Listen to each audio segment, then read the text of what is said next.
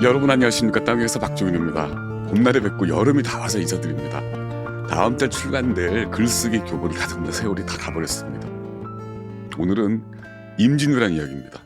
그리고 대한민국 이야기입니다. 나라가 위기입니다. 난파당하고 표류 중입니다.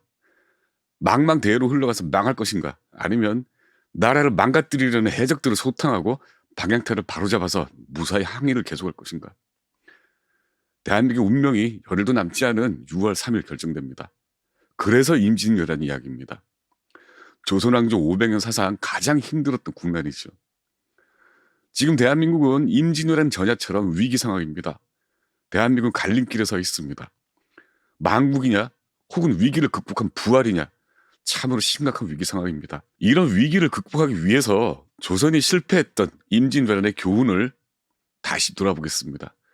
준비 없는 국가는 패배하고 시스템이 없는 국가는 무너집니다. 그 경고의 역사가 바로 임진왜란입니다. 임진왜란은 예고된 전쟁이었습니다. 그런데 조선은 이 전쟁을 전혀 준비하지 않았습니다. 무기와 병력, 전술과 지휘, 그 어느 것도 현실에 맞게 갖춰지지 않았습니다. 오직 있었던 건 방향을 잡지 못한 군사체계와 무능한 지도자였습니다. 이 전쟁이 우리에게 남긴 첫 번째 교훈은 분명합니다. 시스템이 없는 헛된 준비는 패전으로 직결된다는 사실입니다. 1582년 7월 일본 권력자 오다 노부나가가 죽었습니다. 곧바로 권력을 장악한 도요토미 히데요시는 3년이 지난 1585년 7월 전국을 통일하고 관백에 취임했습니다. 두 달 뒤 히데요시는 명나라 정부를 공개 선언했습니다. 1586년 3월 일본을 방문한 포르투갈 선교사 코엘류에게 히데요시는 포르투갈 군함 2척을 지원해달라고 요청했습니다. 동아시아 질서에 큰 변혁이 도래하고 있었습니다. 1587년 음력 9월 대마도의 군인 귤강광이 조선의 사신으로 입국했습니다. 일본 이름은 다치바나 야스히로입니다. 거만한 인물이었습니다. 서울을 향하는 길에서 그는 조선의 기강이 무너졌다고 조롱합니다. 인동에서는 조선 병사의 창을 보고 이렇게 짧은 창으로 어찌 싸우겠는가라고 조롱합니다. 상주에서는 향연을 베풀어준 상주 목사 송응형에게 이렇게 말합니다. 나야 전쟁터에서 삶을 살았으니 머리도 수염도 백발이지만 그대는 노래와 기생들 사이에 살면서 왜 수염이 백발이 됐는가. 서울에 도착해서는 한술 더 뜹니다. 예조 판사가 주최한 연회장에서 다치바나는 후추씨를 일부러 바닥에 뿌렸습니다. 악사들이 앞을 다퉈 후추를 줍느라 난장판으로 변했습니다. 다치바나는 숙소로 돌아가서 역관에게 이렇게 말합니다. 이 나라 기강이 이미 허물어졌으니 거의 망하게 되었다. 준비되지 않은 군사, 준비하지 않은 의지, 무너진 기강. 조선 정부는 그 무례함 뒤에 숨은 경고를 읽어야 했습니다. 조선은 그를 건방진자라며 비난했을 뿐 그 뜻을 읽지 못했습니다. 일본으로 돌아간 다치바나는 정벌을 준비하라는 히데요시 명령을 거부합니다. 어떻게 차마 은덕을 잊고 감히 조선을 짓밟고 지나가겠는가 라면서 항명하는 다치바나는 히데요시에 의해서 처형됐고 구족이 멸종됐습니다. 1591년 3월 다치바나가 처형되고 대마 도주 소요시토시와 승려 겐소가 사신으로 왔습니다. 겐소는 그 전에 일본으로 떠났던 조선통신사 황윤길, 김성일 일행과 함께였습니다. 부산에서 겐소는 마중 나온 관리 오억령에게 노골적으로 전쟁을 예고했습니다. 겐소가 이렇게 말했습니다. 내년에 길을 빌어 명나라를 침략할 예정이다. 오억령은 그 말을 문서로 만들어서 급히 조정에 보고했습니다. 보고를 받은 조선 정부는 경악했죠. 그러고는 정확한 보고서를 올린 오억령을 해고해버립니다. 한 달 뒤 소요시토시 일행이 서울에 도착했습니다. 황윤길과 김성일이 숙소로 가서 이들을 접대했습니다. 그때 겐소가 김성일에게 넌지시 말합니다. 히데요시가 전쟁을 일으키려고 한다.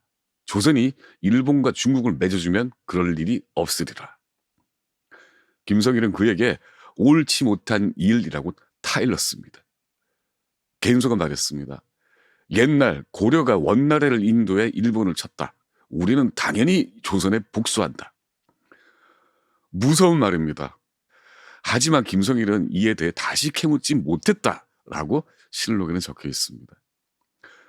동인인 김성일은 서인인 황윤길과 함께 일본의 통신사로 파견됐다고 돌아와서 히데요시는 눈은 쥐와 같아서 두려워할 위인이 못 된다며 전쟁이 난리가 없다고 주장했습니다. 서인인 황윤길은 전쟁을 대비해야 한다고 선종에 보고했습니다. 이 소식을 들은 서인인 조헌이 명장을 파견해 동남쪽을 지켜야 한다고 상소를 올립니다. 선조는 이 상소에 대해서 아무런 대답을 하지 않았습니다. 조정 관료들은 모두 김성일과 조헌 같은 서인들이 세력을 잃었기 때문에 인심을 요란시키는 것이라고 외면했습니다. 그렇게 전쟁은 이미 패한 상태에서 진행되고 있었습니다. 임진왜란이 터지기 9년 전인 1583년 초 니탄계가 이끄는 북쪽 여진족이 두만강 국경을 침략했습니다. 나는 국경 수비대가 총출동해서 4년에 걸쳐 완벽하게 진압했습니다. 조선 정부는 이 과정에서 국방 체제와 문무 관리 등용 원칙을 크게 바꿨습니다. 문관 위주로 임명하던 고위 관료 자리를 무관에게 우선적으로 배정합니다. 특히 호남과 영남 해안가 고을 수령은 모두 무신으로 대체했고 처벌을 받은 무신들도 모두 관직을 회복시켰습니다. 문을 중시하고 무를 천시하던 조선 왕조에 파격적인 일들이 벌어지고 있었습니다. 심지어 난이 진압되고 난 뒤에 선조는 이렇게 말하기도 했습니다. 문관 어려움을 만나면 달아나곤 하니 어찌 이런 벼슬아치가 있을 수 있는가. 니탄계의 난에 공을 세운 장수들은 모두 임진왜란에도 전투에 투입됐습니다. 신립과 이일, 김시민, 이억기 같은 무사들입니다. 이순신도 그 가운데 하나였습니다. 자, 겐소가 큰 소리를 치고 돌아갔습니다. 그리고 어느 틈에 부산 외관에 있던 일본인들이 조금씩 사라지고 외관이 텅 비어버렸습니다. 조선 정부는 일본을 경계하기 시작합니다. 그리하여 남쪽 삼도, 충청, 전라, 경상도에 병기를 마련하고 성을 쌓고 해자를 받습니다. 경상도에 가장 많은 성을 쌓았습니다. 영천, 청도, 삼가, 대구, 성주, 부산, 동래와 진주, 안동과 상주에 성을 쌓았습니다. 성을 공격하고 성에서 방어하는 공성전에 대한 조치였죠. 어찌 보면 무를 천시하는 체질을 그때 완전히 갈아치웠다면 세상은 달라졌을지도 모릅니다. 그러나 그렇지 못했습니다. 거기까지였습니다. 무를 중시하고 국방을 강화하는 그 모든 것들이 헛된 노력이었습니다. 실질을 알지 못하고 원칙을 무시하면서 겉만 상무정신으로 포장된 가짜 유비무환이었죠. 문제는 전쟁의 무지한 관료들의 타성에 젖은 성쌓기 노역이었습니다. 사람들은 유성룡에게 이렇게 항의합니다. 강이 있는데 왜 쓸데없이 성을 쌓아서 백성을 고단하게 하는가? 유성룡에 따르면 이때 나라는 오랫동안 태평 세월이 흐를 때였습니다. 그리하여 안팎이 모두 편하게 사니 백성은 노역을 꺼려서 원망하는 소리가 자자했습니다. 군사적 목적으로 성을 쌓으려면 성은 작고 단단해야 합니다. 공격이 노출되지 않고 쉽게 무너지지 않아야 합니다. 그런데 중앙정부 명령으로 지방에 쌓은 성들은 지형을 살피지 않고 무조건 넓게 쌓았습니다. 백성이 모두 그 성에 들어올 수 있도록 넓고 평평한 곳에 넓게 쌓았습니다. 진주성이 그랬고 남원성이 그랬습니다. 전쟁이 나지 않으리라고 판단했던 김성일은 다른 사람들과 함께 축성을 반대하는 상소를 올리기도 했습니다. 인심을 동요시키고 완공하기 어렵고 백성을 고달프게 하고 재력을 다 허비하는 일이며 튼튼하게 쌓지 못하여 백성을 해치는 축성을 그만두라. 유성룡이 이렇게 한탄합니다. 성이 단단하지 않다고 근심해야 하거늘 넓지 않다고 걱정하다니. 결국 일본군은 그 새로 쌓은 낮고 넓은 성으로 들어와 성내 백성을 전멸시켰습니다. 국방정치의 근본부터 훈련 방법까지 100가지 가운데 한 가지도 올바른 것이 없었습니다. 그렇습니다. 전쟁을 대비하려면 요새를 구축해야 했습니다. 그런데 조선 정부는 인력을 대거 동원해서 평지에 성을 쌓고 민간인을 성에 수용했습니다. 이게 군사에 대해 아무것도 아는 게 없던 문신의 나라 조선에서 벌인 전쟁 준비 방식이었습니다. 군인들도 마찬가지였습니다. 자기들이 목숨을 걸고 싸워 얻어낸 국방의 기회를 군인들은 스스로 헛되게 걷어차고 말았습니다. 두만강 국경지대는 북쪽 유목민 침략이 잦았습니다. 그래서 함경도 지역은 따로 상비군처럼 군을 운영하고 있었습니다. 농민을 상시적으로 훈련시키고 비상시에는 약속된 장소에 신속하게 병사들을 소집해 전투에 투입했습니다. 전투를 벌이는 사이 중앙에서 사령관이 달려가서 2차전을 치르는 체제, 이를 재승방략 체제라고 합니다. 문제는 여기 있었습니다. 잘 훈련된 병사들이 없으면 이 전술은 무용지물입니다. 임진왜란 개전 초기에 일본군이 진입한 경상도에는 훈련된 군사가 없었습니다. 중앙을 출발한 지휘관이 도착하기 전에 전선은 무너진 뒤였습니다. 이제 보겠습니다. 임진왜란이 터지자 조선정부는 신립을 도순변사로, 이일을 경상순변사로 임명했습니다. 총사령관과 지역사령관입니다. 두 사람 모두 용맹하게 니탐계의 날을 지남했던 명장들입니다. 그런데 이들은 기마술에 능했습니다. 신속하게 지방 병력을 소집하는 북방식 재승방역 체제에 익숙했습니다. 임진왜란은 달랐습니다. 신립은 북방에서 경험을 믿었습니다. 아니, 북방 경험밖에 없었습니다. 활쏘기가 어렵고 기마 전술이 어려운 문경세제를 버리고 너른 탄금대 벌판을 전선으로 삼았습니다. 부관 김여물이 산길을 지키자고 제안했지만 그 말을 듣지 않았습니다. 일본군이 세제하려 도착했습니다. 그 험준한 요새가 산길은 고요하고 사람들의 발자취도 전혀 없는지라 일본군은 노래를 부르고 춤을 추며 세제를 넘었습니다. 신립은 첩보도 불신했습니다. 척후병들이 일본군이 근접했던 거 보고하자 신립은 민심을 동요시켰다며 그들을 죽였습니다. 그리고 달천변 탄금대에서 부하들은 일본군의 천겹으로 포위돼 강에 뛰어들어 모두 죽었습니다. 본인도 죽었습니다. 달천은 조선군 시신들에 막혀서 물이 흐르지 못했습니다. 낯선 전쟁터에서 과거 승리에 도취돼 자기 전술만 고집하던 자였습니다. 그에게 나라를 맡긴 조선 정부가 부른 참화였습니다. 경상도를 지휘한 이일도 마찬가지였습니다. 이일이 서울을 출발할 때 재승방략에 따라 병력을 모았습니다. 애초 이일은 정예병 300명을 예정했는데 병주에서 가져온 명단에는 유생과 일반 백성, 하급 관리가 절반이 넘었습니다. 오합지졸이었죠. 그 가운데 이일이 고른 유생들은 관복을 입고 책을 끼고 모였습니다. 아전들도 마찬가지였습니다. 이들은 하나같이 자기들을 징집하지 말라고 이일에게 액을 복구했습니다. 징집 대상 선정에만 사흘이 날아갔습니다. 이일은 결국 혼자 출발할 수밖에 없었습니다. 이일이 활약했던 북방과 달리 백성들은 전혀 훈련이 안 된 오합지졸이었으니 옛 시스템을 아무 혁신 없이 놔둔 결과였습니다. 재승방략 체제에 따라 경상도 수령들은 대구에서 군사를 소집하고 이일을 기다렸습니다. 일본군이 접근 중이라는 소식이 들려옵니다. 군영 요동칩니다. 비가 내렸습니다. 깊은 밤 폭우 속에 모두 공포의 질러 달아나 버립니다. 수령들도 말을 타고 달아났습니다. 중앙에서 지휘관이 올 때까지 그 누구에게도 싸울 의지나 능력이 없었습니다. 이 또한 북쪽 국경과 다른 풍경이었죠. 이일에 상주에 도착했습니다. 6천 대군을 모았으나 이 또한 오합지졸들이었습니다. 4월 24일 계령 사람 하나가 진영으로 와서 적이 임박했다고 보고합니다. 이일은 유언비어라면서 그를 처형했습니다. 이후 그 누구도 감히 첩보를 올리지 못했습니다. 4월 25일 일본군이 상주를 공격했습니다. 조선군은 저절로 붕괴돼 북천 강물을 시신으로 가득 채웠고 그 위를 일본군 기병대가 짓밟으며 전진했습니다. 이일은 단신으로 도주했습니다.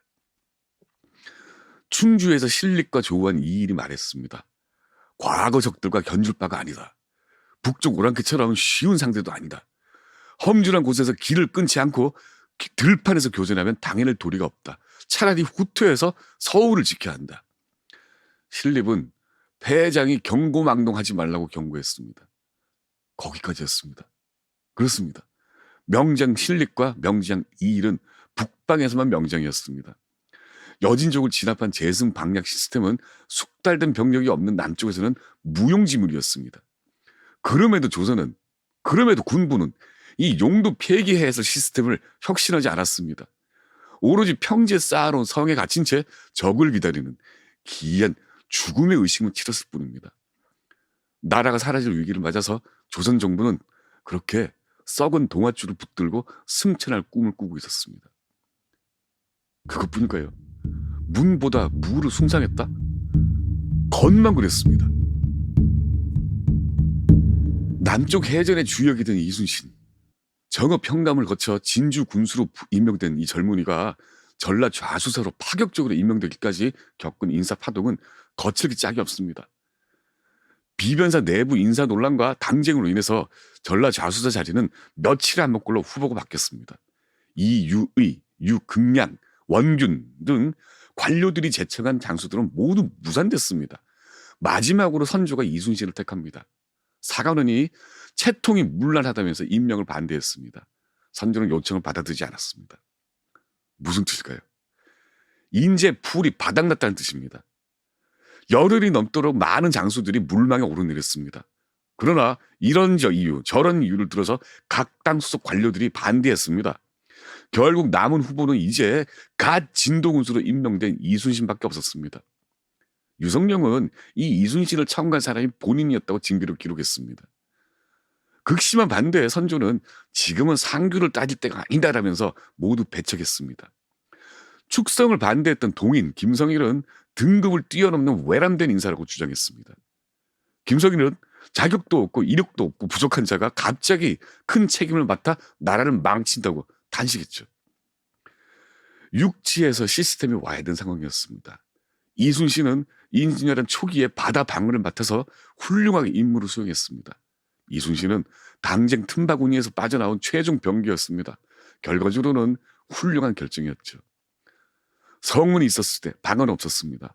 관성적으로 무시는 우대했습니다. 하지만 우대책은 당쟁 속에서 유명무실화 됐습니다. 북방에서 이름을 날린 신립은 남방에서 무능했습니다. 이 일은 전투에서 패전하면서 그 사실을 깨닫습니다. 사람들이 수군거렸습니다.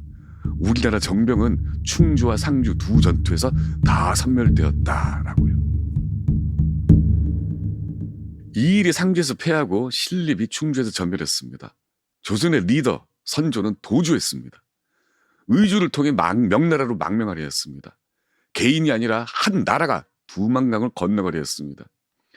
1593년 10월 1일 명나라 군사 덕분에 한양이 수복됐습니다. 망명에 실패한 그 선조가 수도로 돌아왔습니다. 궁궐은 백성이 불태워 잿더미로 변했습니다.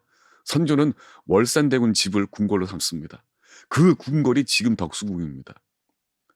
사흘 뒤 선조는 용산으로 나가서 직접 백성에게 구휼미를 나눠주는 퍼포먼스를 벌립니다.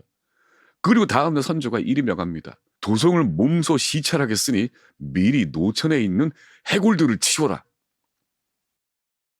참으로 조선 백성은 착합니다. 그런 임금이라고 또 맞들었으니까요.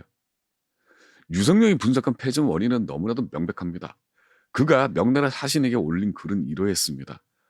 걱정되는 것은 태평을 누린 지 이미 오래돼 기율로 말하면 해이하고 기계로 말하면 예리하지 못하고 군졸로 말하면 훈련되지 않았고 장수로 말하면 마땅한 제목이 아니어서 소단한 변이 눈앞에 닥쳐와도 손발을 쓸 수 없다.